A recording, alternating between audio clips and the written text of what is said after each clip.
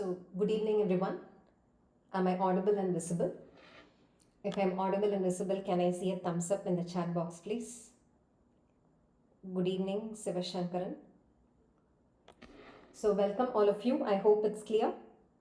Yeah. So, welcome all of you to Biochemistry INI-CET May 2024 recall session. And let me start the session with a disclaimer. The questions that are discussed in this presentation are purely recall based, and the aim of this presentation is to get the actual MCQs.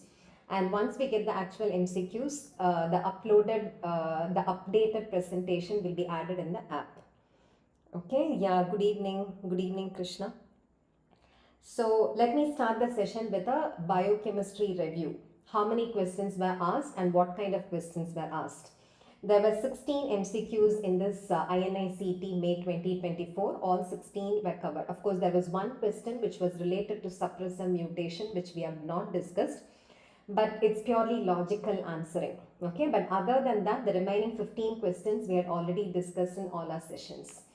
And out of these 16 MCQs, if you ask me how was the distribution among the various topics, it was equally distributed. This is how it was distributed. Metabolism 2 MCQs. So clinical biochemistry also we had 3 MCQs. Enzymes there was 1 MCQs. It was equally distributed. And what kind of MCQs were asked? At the first glance, you might think that most of these MCQs were factual MCQs. And there were 2 match the following, out of which 1 was image-based question and 3 were case-based MCQs. But those 11 factual MCQs would expect you to understand concepts in depth. Yeah, because as always, even in this INI-CET paper, excluding 2 choices is easier. But the last 2 choice, if at all you have to choose the right answer, you should have understood that topic conceptually.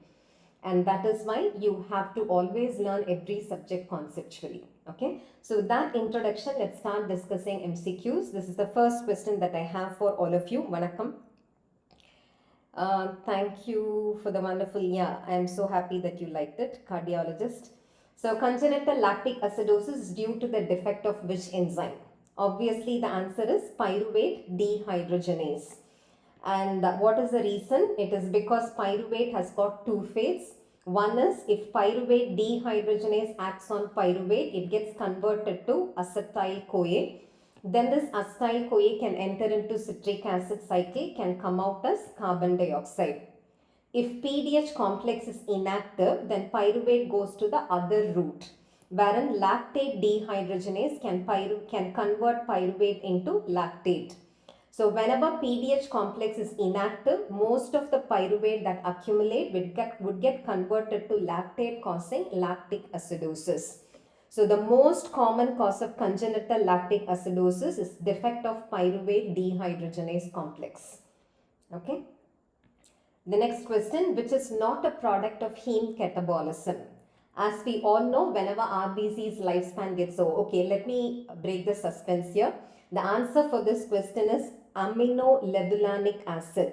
This is not going to be a product of heme catabolism, because only when you synthesize heme, glycine reacts with succinyl-CoA to form ALA. It's a byproduct of heme synthesis, but when you break down heme, you don't form aminolevulanic acid. So what are the products of heme catabolism? Once heme is released from hemoglobin, it is acted upon by heme oxygenase, which is a cytochrome P450 enzyme. And it converts heme by releasing iron. What is the iron that is present in the center? Ferrous iron gets released. Carbon monoxide is released. The remaining protoporphyrin ring gets converted to biliverdin. So what are the products of heme catabolism? Ferrous iron, carbon monoxide and biliverdin. So what is the right answer here? Aminolevulanic acid is never a product of heme catabolism. Do you all understand this? Yeah, I know that one of the options was ferric iron and it was not ferrous iron. But of course, after ferrous iron gets released, it can get converted to ferric iron in the body. So one way or the other ferric iron can be formed in the body. Never it is going to be aminolevulanic acid. Do you all understand the right answer here? Yes, I know it was ferric. Okay. So answer is choice B. Now match the following. We have learnt glycogen storage disorders in and out so many times, right? So what is the right answer here? It was a match the following: Cory's disease, McArdle's disease, Pompey's disease, and von Gierke's disease. So let me first tell you the enzyme that is defective in all these conditions, and then let's match them. Okay, so Cory's disease, I've told you to remember it as C to be followed by D. So Cory's disease is caused by the defect of D-branching enzyme. When D-branching enzyme is defective, an abnormal glycogen with multiple branch point accumulates. That's called as alpha-dextrin. So what would be the right answer for this? A branch structure is seen on liver biopsy. Okay, McArdle's disease, I've asked you to remember it as M for M. McArdle's disease is caused by the defect of myophosphorylase or muscle glycogen phosphorylase. When muscle glycogenolysis is defective, it causes exercise intolerance. So what is the right answer here? 2 to be mapped with C or exercise intolerance. Pompey's disease, we have learned that this is the only glycogen storage disorder which is also a lysosomal storage disorder, wherein the enzyme that is defective is acid maltase or alpha glucosidase. In this case, 2% of glycogen will accumulate within lysosomes. So what would be the right answer for this? Accumulation of glycogen in lysosomes. Von Gierke's disease, you know it is caused by the defect of glucose 6-phosphatase enzyme. So that causes hypoglycemia. And we have also discussed that it's not only hypoglycemia. When glucose 6-phosphatase is defective, glucose 6-phosphate accumulates. That glucose 6-phosphate enters into glycolysis forming pyruvate. Just now I told you whenever pyruvate accumulates, it gets converted to lactate and that causes lactic acidosis. So von Gierke's disease should be paired with hypoglycemia with lactic acidosis. But some of the students were saying that von Gierke's was also coupled with splenomegaly. If you're asking me, is splenomegaly a feature of von Gierke's disease? Sometimes yes. When will it be seen? When it is type 1B. Yeah, type 1B presents with neutropenia, for which we treat the patient, and that treatment causes splenomegaly as a complication. So even if it was splenomegaly, you can choose that. But ultimately it is hypoglycemia, lactic acidosis, hepatomegaly, renomegaly. So do you all have any doubts here? Yeah, thank you. Thank you. I'm happy that most of you have answered it right. Cytochrome P450 requires NADPH. Very good, cardiologist. Yes. So the answer for this question would be Cory's disease is 1A, 2 exercise intolerance, 3 abnormal glycogen in lysosome, and von Gierke's disease is hypoglycemia with lactic acidosis. Okay. Now this also we have discussed so many times, right? So I've told you about Lineweaver-Burke plot and how to interpret Lineweaver-Burke plot. So what is the first step I've always asked you to check? I've asked you to check what is on the y-axis. Look at the y-axis, it is 1 by V. What is along x-axis? It has to be 1 by S. Right? I've asked you to remember X and S sound similar, Y and B look similar. So along y-axis it is 1 by V, along x-axis it is 1 by S. And then I've asked you to check the line which is seen in the absence of an inhibitor. Here they have marked this as an absence of inhibitor. This is the line that they get in the presence of an inhibitor. So the presence of inhibitor has not affected 1 by V max. Along y-axis it is 1 by V and the y-intercept is called as 1 by V max. So this inhibitor does not affect V max. But what is the effect on Km? 1 by Km is reduced or Km is increased. Whenever Km is increased and V max is unaltered, it is competitive inhibition. Have we discussed this? In the presence of a competitive inhibitor, you can overcome the inhibition. Because you can overcome the inhibition, the ultimate Vmax that is reached is not affected.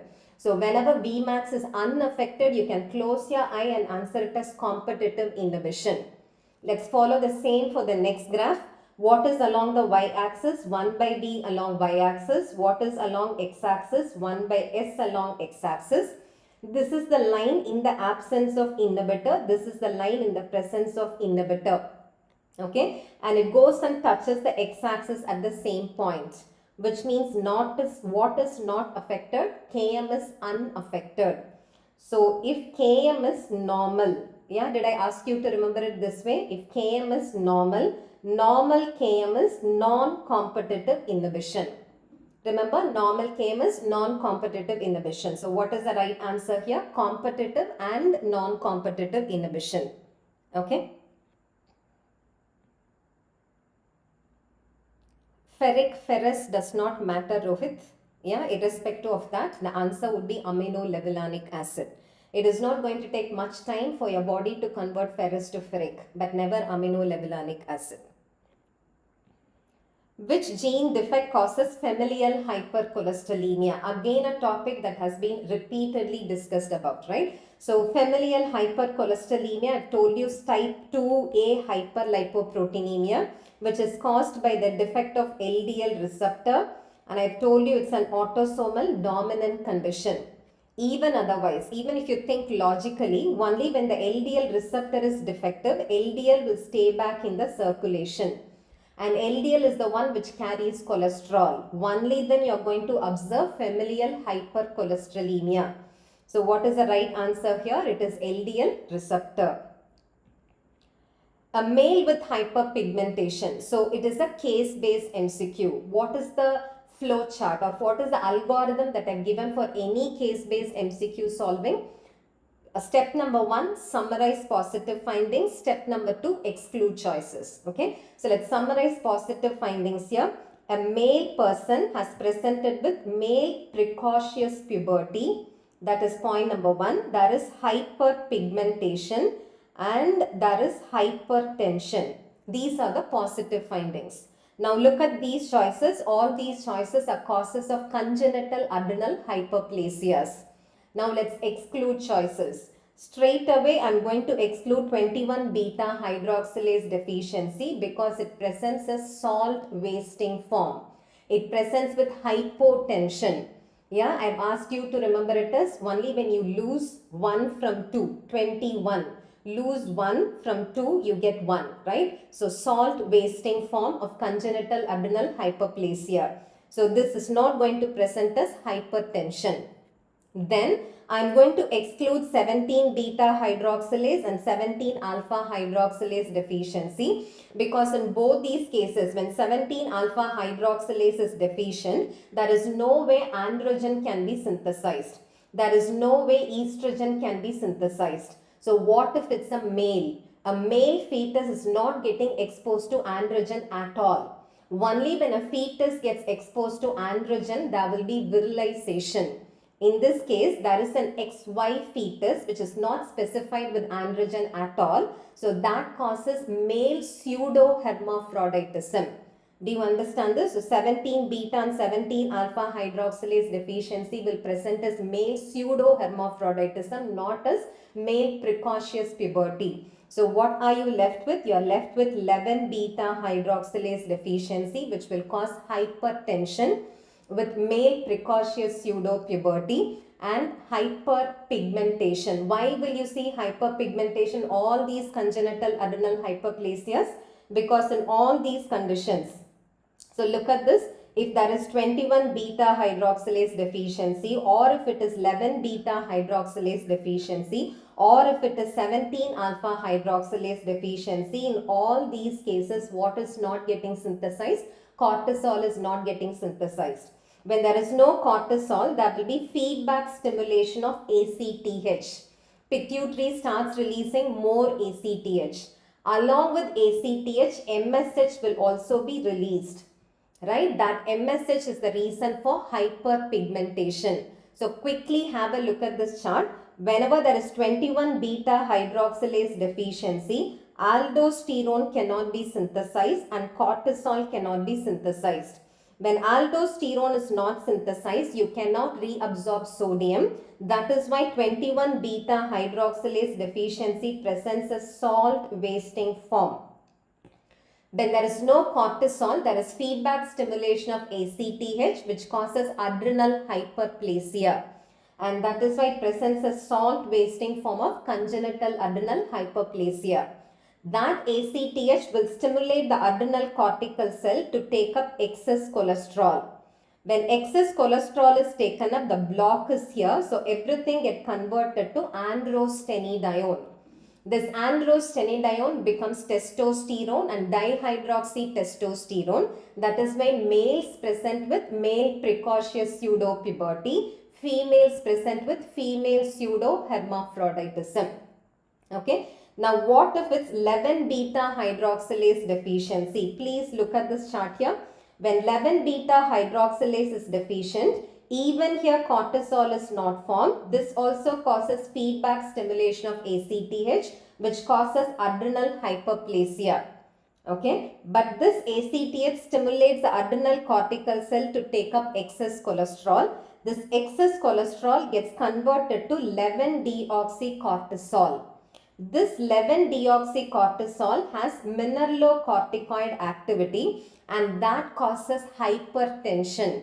So 11-beta hydroxylase deficiency presents as hypertensive form of congenital adrenal hyperplasia, and additionally the excess cholesterol that is taken up will get diverted to androstenedione. This androstenedione causes male precocious pseudopuberty, female pseudohermaphroditism. To summarize, okay, let me tell you just 3 statements. Just remember these 3 statements. The most common form of congenital adrenal hyperplasia is 21-beta hydroxylase deficiency. This is the most common. And this most common type presents with only when you waste from 2, you will get 1, right? Only when you waste from 2, you get 1. So it presents a salt wasting form of congenital adrenal hyperplasia with female pseudohermaphroditism and male precocious pseudopuberty. Okay, they also present with hyperpigmentation. Whereas 11-beta hydroxylase deficiency, everything else will be the same. But this will present as hypertensive form of congenital adrenal hyperplasia. Another hypertensive form of congenital adrenal hyperplasia, 17-beta hydroxylase deficiency. But the difference is, in 17-beta hydroxylase deficiency, there is no androgen formation. So classically, this presents as male pseudohermaphroditism and female sexual infantilism. It causes female sexual infantilism because there is a female fetus which is growing, but there is no estrogen. Right? When there is no estrogen, then the development of secondary sexual characteristics will be affected in the female. So it causes male pseudohermaphroditism and female sexual infantilism. This is how you have to answer. So case-based MCQs always follow this. Step number 1, summarize positive findings. Step number 2, exclude choices. Okay? I hope it's clear. Which of the following is not an amino acid derived neurotransmitter? So the question here is all about neurotransmitter, right? Because if you look at it, dopamine is derived from tyrosine. Serotonin is 5-hydroxytryptamine, which is derived from tryptophan. GABA is derived from glutamate. Creatine, what is the mnemonic I gave for creatine? For creatine synthesis, it's GAME. What does GAME stand for? Glycine, arginine, methionine. So all these 4 are derivatives of amino acids. But which is not a neurotransmitter? Creatine is not a neurotransmitter. So that would be the right answer. Do you all understand this? Yes, answer is choice D. ADG, right? So we have discussed an LRR session recently, and we have also discussed a rapid revision video in PrepLadder platform, right? So I've described this in detail, but I'll tell you in short how to answer this. Look at pH. Normal pH is 7.36 to 7.44. In this case, pH is low, so we know it is acidosis. And we know acidosis or low pH can be because of 2 reasons. One is a decrease in bicarbonate, the other one is increase in PCO2. Why should a decrease in bicarbonate cause acidosis? Because bicarbonate is a plasma buffer. If you have missed your plasma buffer, all metabolic acids will accumulate, and that is called as metabolic acidosis. Why should an increase in PCO2 cause acidosis? Carbon dioxide is a source of an acid. So for any reason, if carbon dioxide accumulates, that causes respiratory acidosis. Now look at the values given. We know it is acidosis. Look at bicarbonate. The normal bicarbonate is 21 to 27 milliequivalents per liter. In this case, bicarbonate value is low, which means it is metabolic acidosis. So we have excluded choice C and we have excluded choice C. Yeah, and this should also be normal anion gap respiratory acidosis. So both these are excluded. And whenever you see that it's a case of metabolic acidosis, I've always told you should calculate anion gap. What is the formula for anion gap? The formula for anion gap is sodium minus within brackets chloride and bicarbonate. So sodium value here being 135 minus chloride is 93, bicarbonate is 20. So 135 minus 113 is 22. And what is the normal anion gap? Normal anion gap is 12 plus or minus 2. 10 to 14 is normal. Here it is 22. So what is the right answer? It is high anion gap metabolic acidosis. Potassium value was also given. I would strongly suggest that you don't include potassium in the calculation of anion gap. And if you are including potassium value in the calculation of anion gap, then the normal value should not be 12 plus or minus 2. You should add 3 to it. Right? So depending upon whether you add potassium or you don't add potassium, the normal value for anion gap will vary. That is the only difference. And even if they give you plasma glucose was high, now that you know it's a high anion gap metabolic acidosis, it means it is probably diabetic ketoacidosis. Do you all understand this? So what is the right answer here? The right answer is high anion gap metabolic acidosis. Hope it's clear to all of you. Now another ABG report, right? So this report is a very simple, straightforward report. Let's try to answer this. pH normal value 7.36 to 7.44. Here the pH is high, which means it is alkalosis. Now look at bicarbonate and PCO2. I am going to look at PCO2 first. Normal PCO2 is 40. In this case, PCO2 is high.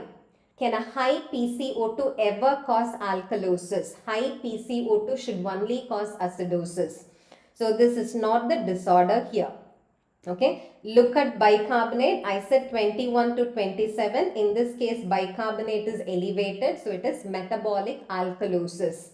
So both the ABG reports are straightforward questions. They did not give you anything which is twisted.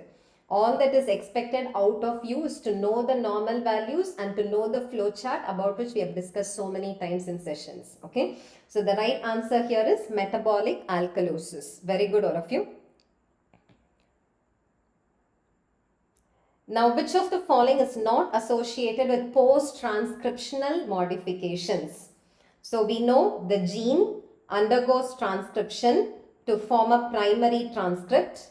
This primary transcript undergoes post-transcriptional modifications. What are the post-transcriptional modifications? 7-methyl-guanosine cap gets added, poly-A tail gets added, and then you remove introns and you join exons in a process called as splicing.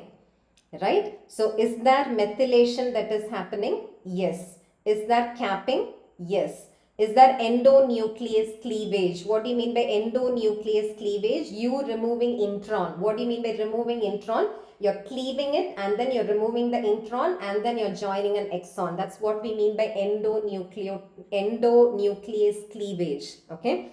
But what about glycosylation? The right answer here is glycosylation, because glycosylation of a protein is a post-translational modification. Do you understand this? Glycosylation of a protein is a post-translational modification, not a post-transcriptional modification. Good, all of you. Answer is D. Which of the following deficiencies is associated with sexual maturation defect and hypogonadism? So INI-CET has got a very strong affinity for zinc. Okay, they always ask you about zinc. They ask you about zinc is a cofactor for all of the following except, or zinc deficiency. Once they asked you about whenever there is loss of taste sensation, loss of smell sensation, which mineral is deficient? Zinc is deficient. Now it also causes hypogonadism because zinc is necessary for androgen formation. Okay, so zinc deficiency, just remember like acrodermatitis enteropathica. It is similar to that. I'm not saying the same. Okay. So zinc deficiency will sound like acrodermatitis enteropathica, where you will see skin manifestations, mucous membrane manifestations. But along with that, there will also be loss of smell, loss of taste, and there will also be hypogonadism because zinc is necessary for androgen formation. Okay. So answer is B. Which type of mutation? So this is the only MCQ that I had not discussed in my sessions. So let me help you to answer this question. Which type of mutation results in the reversal to the wild type of phenotype when the mutant gene is suppressed? Okay, so the question basically is about suppressor mutations. So what are suppressor mutations? These are secondary mutations that try to reverse the phenotypic effect of the first mutation. Okay, suppose your body gets exposed to a mutant and this mutant has created a mutation, but your body always tries to protect you from the effects of those mutations by inducing one more mutation which will reverse the effect of the first. Do you understand this? That's called a suppressor mutation. So what are suppressor mutations? These are secondary mutations which are induced in your body to reverse the phenotypic effect of the first mutation. Okay, and there are two types. One is intragenic suppressor mutation. The other one is intergenic suppressor mutation. And they are most effective when it is intergenic suppressor mutation. And this is most often induced whenever there is a nonsense mutation. What is a nonsense mutation? Because of a mutation, if a codon coding for one amino acid is replaced by a stop codon, right? What is nonsense mutation? Because of a mutation, if a codon coding for one amino acid is replaced by a stop codon, and if there is premature termination of protein synthesis, that's called as nonsense mutation. And these nonsense mutations are truly detrimental. So if your body, not your body, if somebody's body inherits or gets acquired a nonsense mutation, then the body tries to overcome it. How does it overcome it? By inducing mutation in the tRNA. So have a look at this, you'll be able to understand it. So this is the normal wild type. Whenever you see the term wild type, it means it's normal. So this is the wild codon, normal codon, which codes for leucine. Okay, and because of a mutation, this wild gene or the wild codon is replaced by a stop codon. The moment there is a stop codon, this tRNA will not be able to come and attach here. So releasing factor will release the polypeptide chain, which causes premature termination of protein synthesis, and the truncated protein is super detrimental to anybody's health. Okay, so you should avoid that. How will you avoid it? By inducing a suppressor mutation in the tRNA. So there is another tRNA which carries tyrosine. That gene is mutated in such a way that in the anticodon arm, it has got an anticodon which can go and bind to the stop codon. So no more the stop codon will act as a stop codon. It is going to code for tyrosine. So when compared to a truncated protein, having a missense mutation is far better.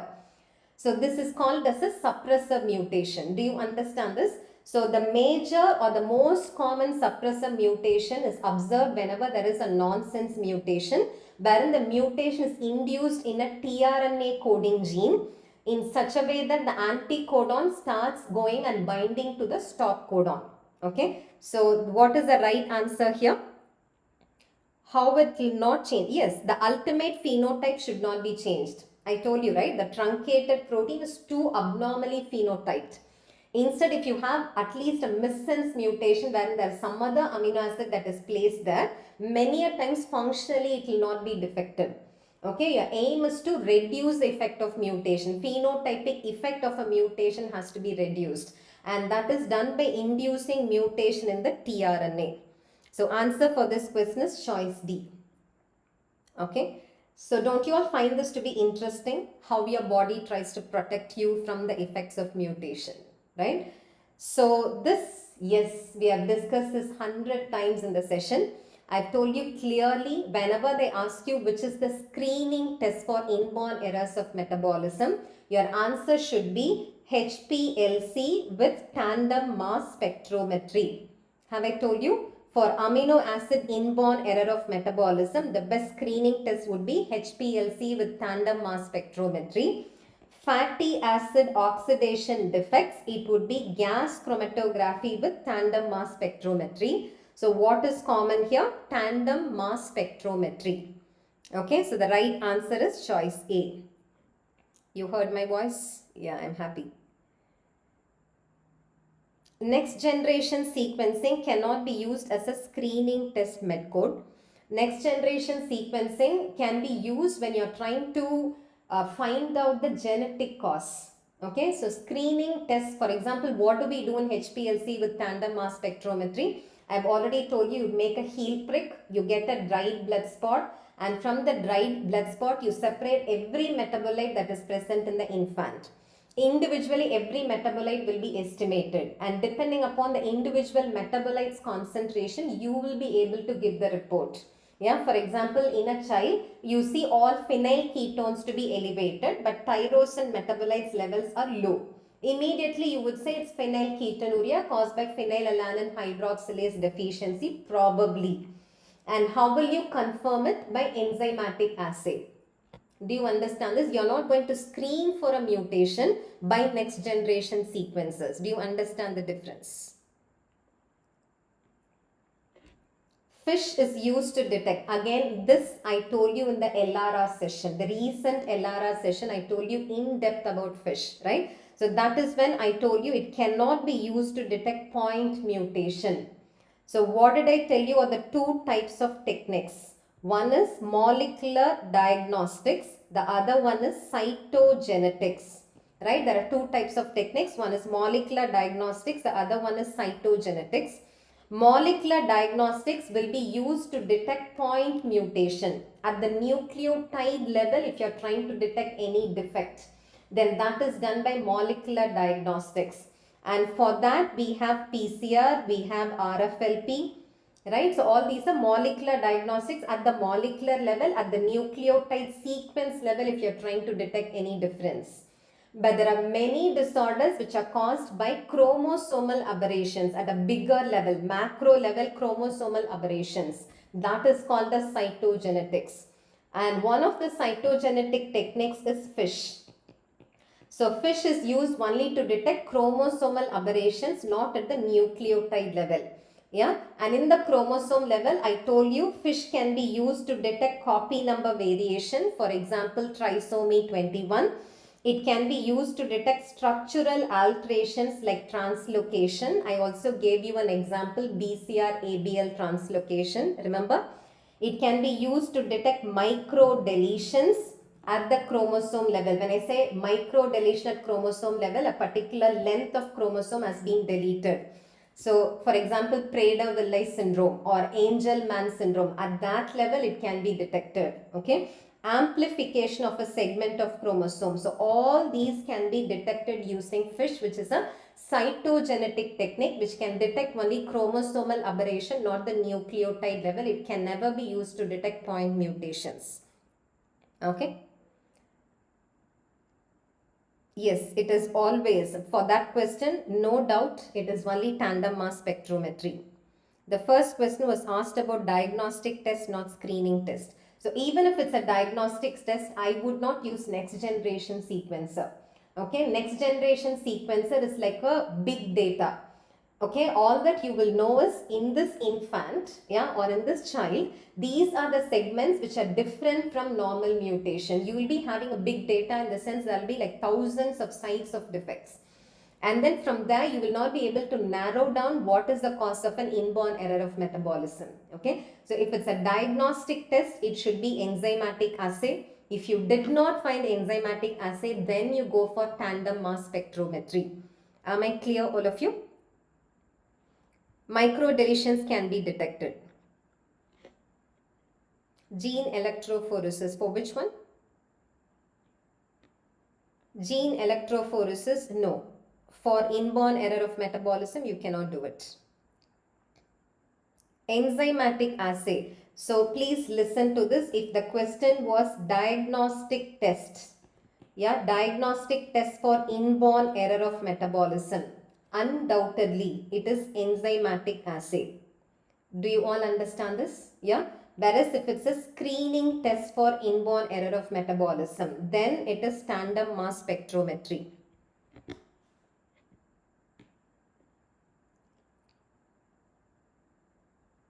Okay, so this is one question for which I did not get complete set of options. I think you will be able to help me out in this. All that I knew or all that I know is it's all about folate deficiency, right? In folate deficiency, the true statement is, I know in folate deficiency, homocysteine level will be elevated and methylmalonic acid level will be normal. Right? Why? Because tetrahydrofolate is necessary for forming methyl B12. Right? Tetrahydrofolate is, which tetrahydrofolate? Methyl tetrahydrofolate is necessary for forming methyl B12.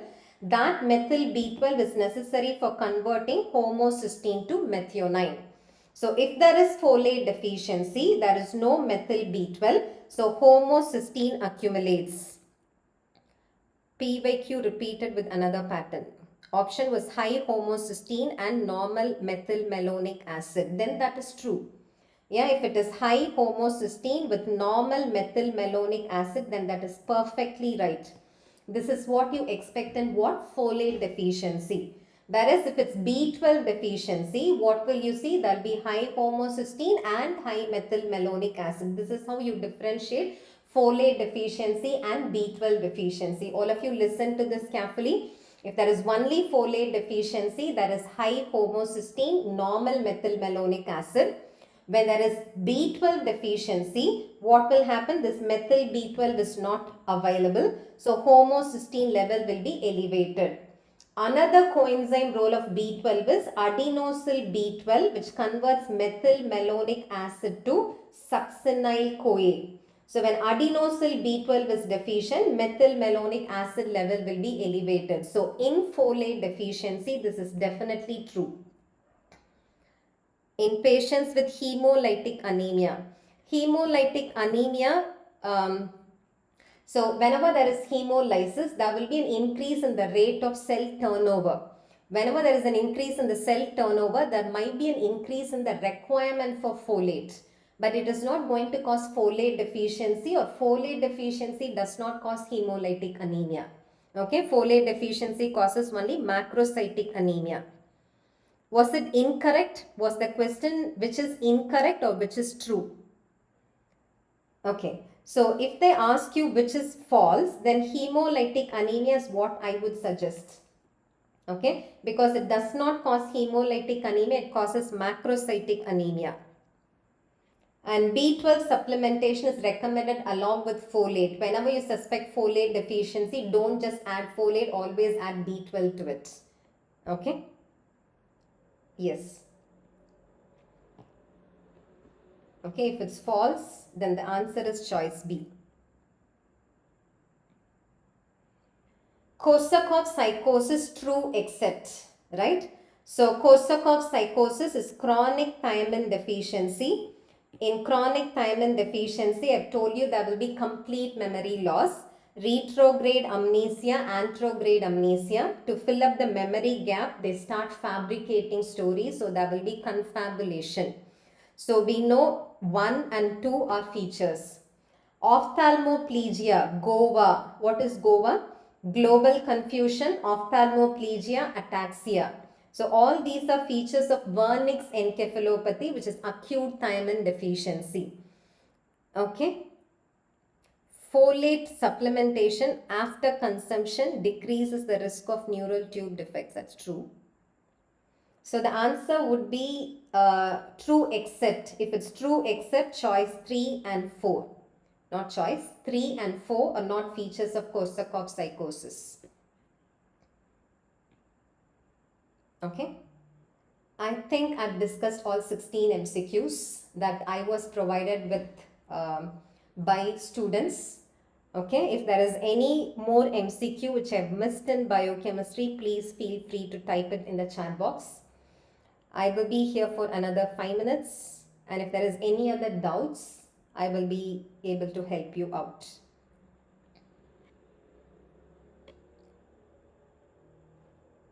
Thank you, all of you. Thanks for staying with me till now. So be positive. Yeah, you're done with your exam, and do not panic. Do not think about the result. Start working for your next exam after relaxing for some time. Okay. So my best wishes. Why in folate deficiency B12 is given? Yeah. So if you're giving just tetrahydrofolate, for tetrahydrofolate to exhibit its effect, it needs B12 as well. Do you understand this? If there is folate deficiency, folate can become methyl tetrahydrofolate. But for this methyl tetrahydrofolate to be able to convert homocysteine to methionine, it needs B12 also. Right. So if you don't give B12, if you keep giving only tetrahydrofolate, some of the actions of folate will not be brought about. And that is why it's always better to give folate and B12. Do you get it? Cyclic AMP adenylyl cyclase and what else? I did not see that question at all. There is a question on order of cyclic AMP adenylyl cyclase. So was it about the action? Yeah, GS coupled receptor stimulates adenylyl cyclase. Then cyclic AMP is formed that activates protein kinase A. Yeah, the sequence is adenylyl cyclase followed by cyclic AMP followed by protein kinase A. This is the right choice. Okay. So see you all sometime later. Good night.